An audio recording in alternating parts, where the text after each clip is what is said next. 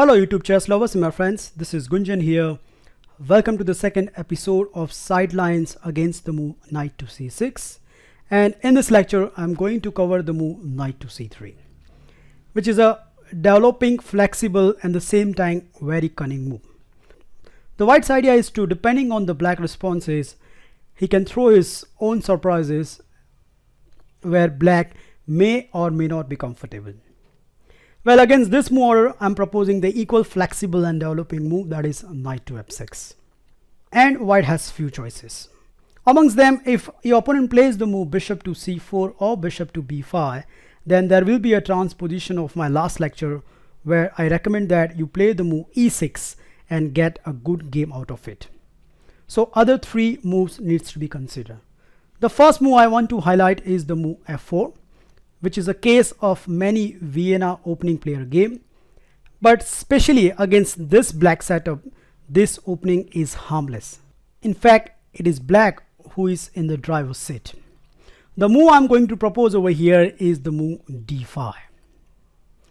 Now, I have done a lot of research against the move knight to c3, and the nice thing against all this setup, that is either knight to f3, f4 or d4, I'm proposing you play the move d5. So that way, the lot of theory is cut down and it will be very easy for you to remember this stuff.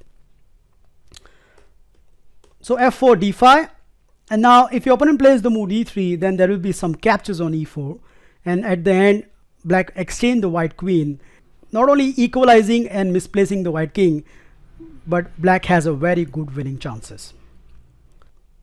In one blitz game, my opponent tried the move queen f3, which at first sight looks very aggressive, but this is a rather dubious move, and the simple refutation is you play the move knight to d4, so hitting two spots, and practically white has the only response left, that is queen to d3.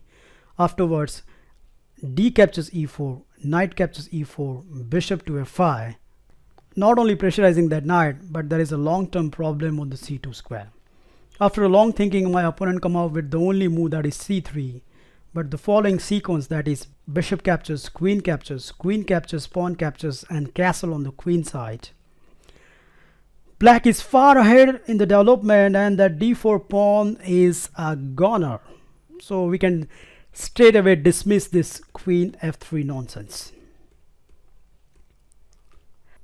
The good thing about this move d5 is it's forced white to do something about this e4 square. Now the most general responses are either to play the move e captures d4 or pushing by. So let's see them.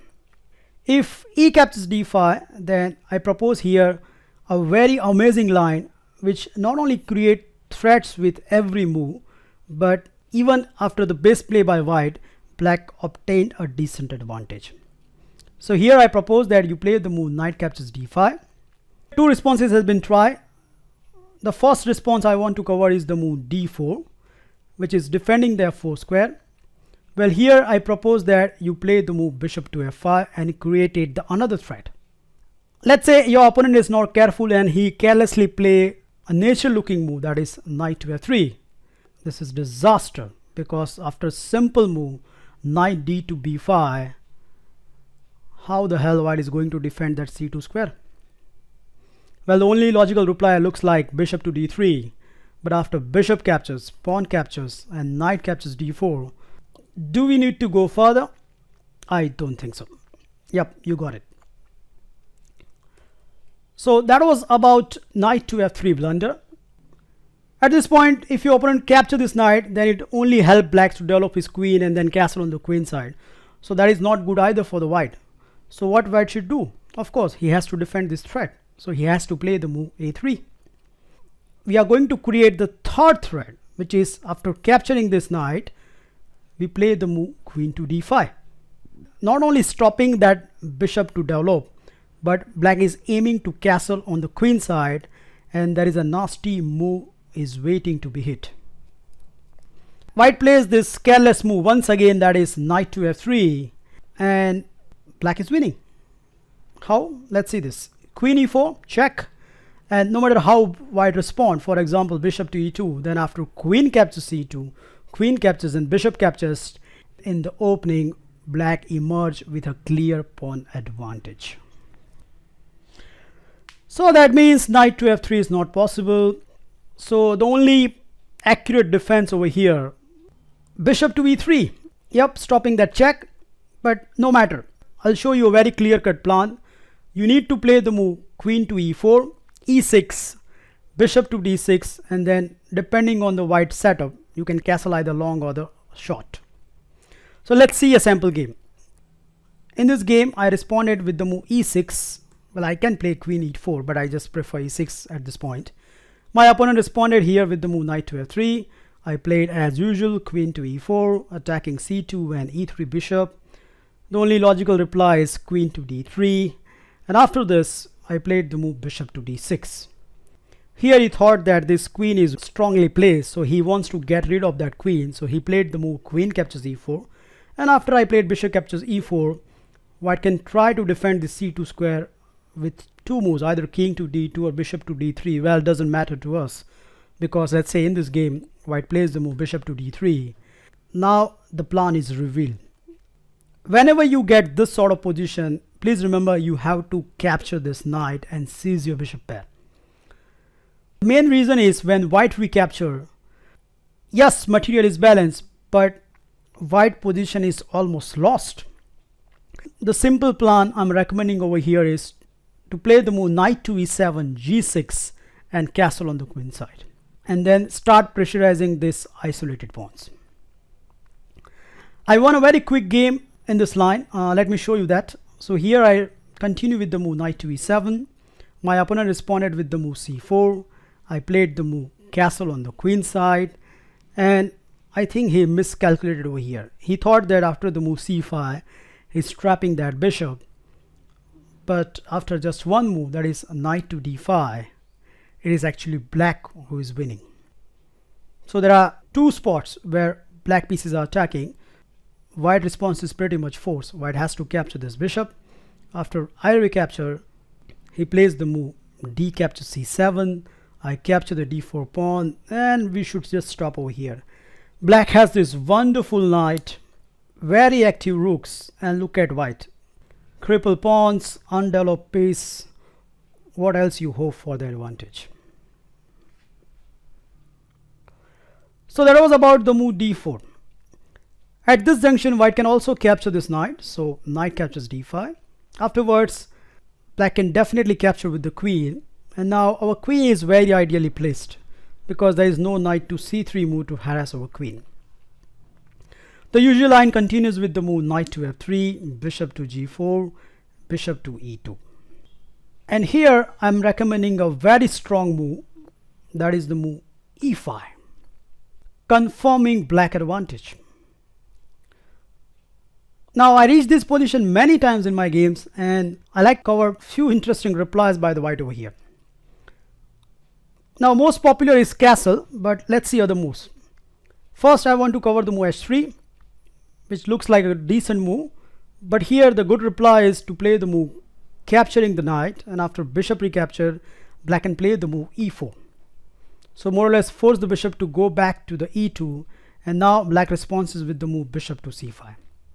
So not only stopping white to castle on the king side, but black has this wonderful pawn on e4, which create a cramping effect on the white camp. You can either castle short or the long. So this is a very good position for the black. Now the second move I tried over here is the immediate c4. So attacking the queen. Well, here I propose you play the move queen to e4 and invite him to do his worst by playing the move d3. Because after the d3, it is black who has the attacking position. The game continues with the move bishop to b4 check, and now white has to move his king.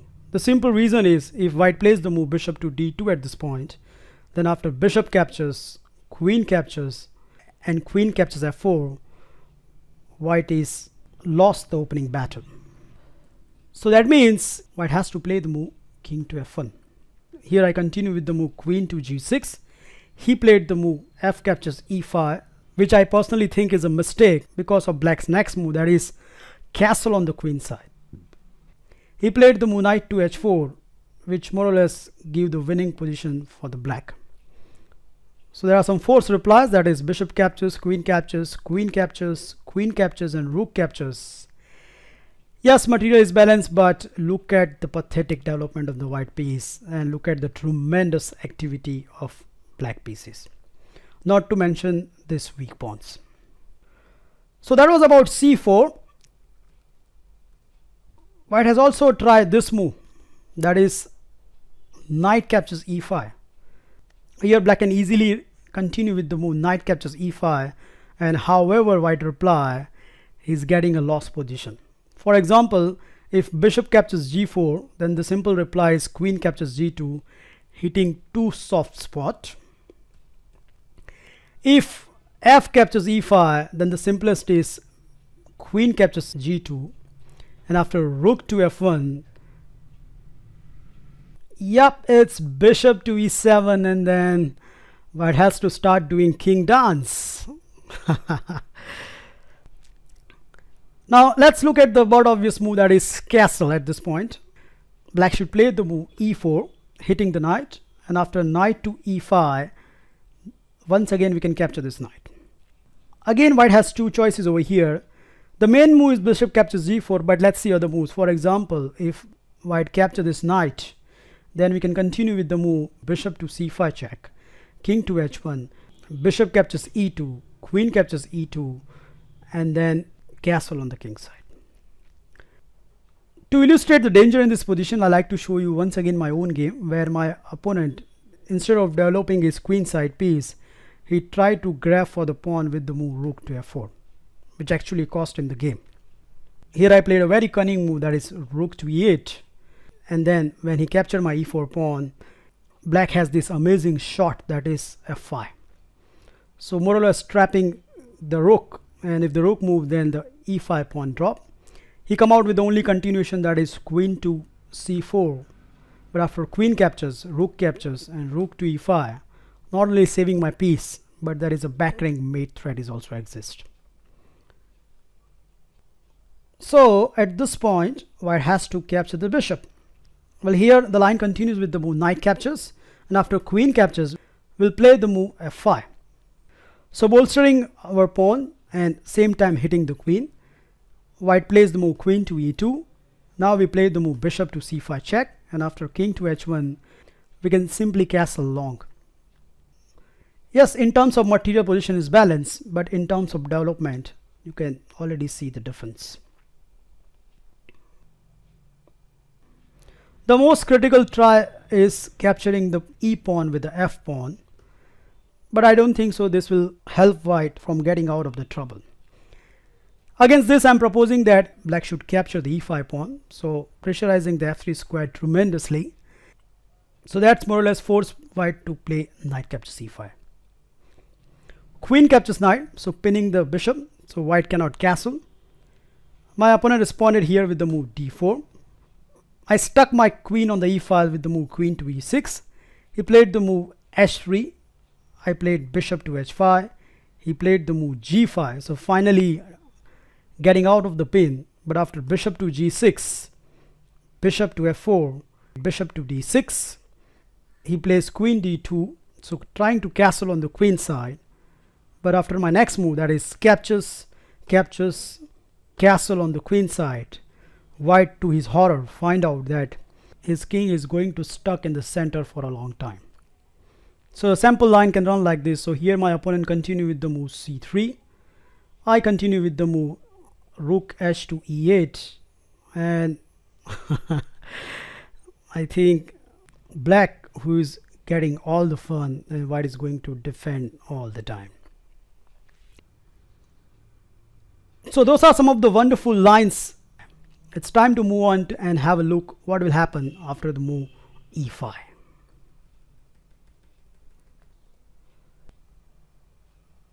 After the move e5, I'm going to propose a very forcing sequence which more or less give black a slight advantage.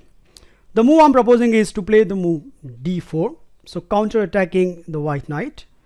And if the knight moves, for example, knight c to e2, then black can occupy this wonderful spot, that is knight to d5. So this is already a great advantage for the black. So that means white cannot give up the ground. So white has to go for this complication, that is E captures f6, D captures c3, and now f captures g7. Here I propose that you should capture this d pawn, and now there are two ways white can respond over here. If your opponent capture with the queen, then I propose that you capture the queen and then take on g7. So hitting the b2 square, the most obvious response is to castle on the queen side. Afterwards, we are going to play the move bishop to g4, hitting the rook. If knight f3, then the pawn will be double, so the most obvious response is bishop to e2. Afterwards, we play the move h5.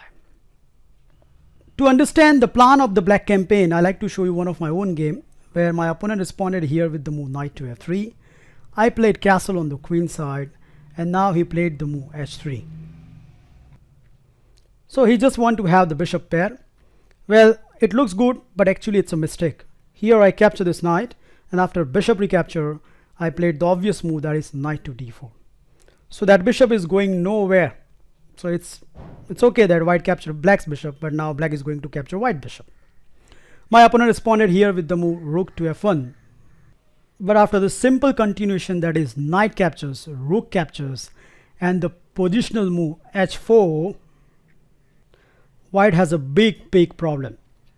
You can see I have highlighted over here. This one pawn is covering these two pawns. That means this b2 pawn will remain backwards, and that means black can easily play the move bishop to f6 and double his rook on this b file, pressurizing this and having all the fun. Well, on the counterpart, white doesn't have any counters left. So this is more enjoyable position for black. After the move c captures d2, white can also capture with the bishop, which is one of the main line. But here black can continue with the move bishop captures g7, so hitting the b2 square once again. And this time around, white doesn't have the move castle, so he has to meekly defend with this move c3. Now to show the plan of campaigns, I have two games for you. The easiest plan you want to adapt over here is to play the move bishop to e6, and after the usual developing move, let's say knight to f3, black wants to continue with the move queen to d6. So idea is very simple. Black wants to castle on the queen side as soon as possible and then start attacking white either on the king side or in the center. Now the most usual response over here from the white is to double the queen and bishop battery on A and B file. So let me give you a sample line. Here my opponent continue with the move queen to a4 check. So his idea is also to protect the a2 pawn and castle on the queen side. I just castle on the queen side, and now white has two choices. If white plays over here bishop to b5, then I propose that you play the move bishop to d5. The usual line continues with the move castle on the queen side. Afterwards, you clarify the situation with the move a6. In one blitz game, my opponent replied over here with the move bishop to c4, completely overlooking black's next move. I wonder if you can spot it. The amazing move knight to b4.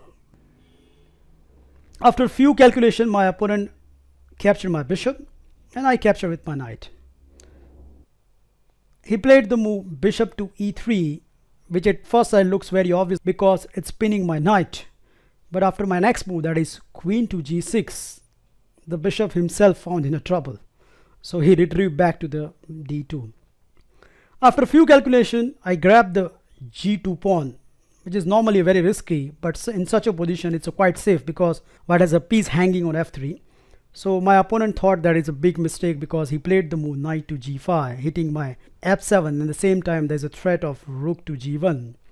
But I parry from all this threat with a very tricky move knight to b6, hitting his queen. He played the move queen to b3, attacking my f7, and now comes the super shocker. Can you see it? Yep, it's rook captures d2 and white has to resign. So that was about bishop to b4. The usual response is castle on the queen side at this point. And here I propose that you should play the move queen to d5. attacking a2, so that forced white king to move to the b1, and now you play the move rook to d6. So idea is to triple on the d file and create some counters on the d file. Now two moves has been tried against me. In the first game, my opponent tried the move c4. I responded very energetically. I played bishop to f5 check, and after king to a1, I played the move queen to e4. He responded with the move a3, so he just want to avoid some backrank tricks. But after black's next move, that is rook to d8, I created some concrete threat. My threat is very simple. I want to sack my double rook on the d2 and then checkmate white on the b1. White thought that this is not a good attack, and he come out with the move knight to g5, so hitting my queen. Now I'll give you a few seconds over here. Can you find a move order which will give you a winning edge? I hope you find this move order, that is rook captures d2, bam! White doesn't have any much of the choice. White has to accept this queen sacrifice. But after this, black will continue with the move rook captures with a check, and after king to h2, now comes bishop captures e4. No wonder the game doesn't last long. The second move white has tried is knight to g5, but this is already outright mistake. The simple refutation is you play the move bishop to g4, hitting the rook, and if the rook moves, then the bishop drops. My opponent's idea was to play the move bishop to c4, so hitting my queen and same time supporting the rook. But after the following sequence, that is bishop captures rook, bishop captures queen, and the move c4. After a few complications, that is I played the move e6, hitting his bishop. He captured my f7 pawn, and now I capture his bishop.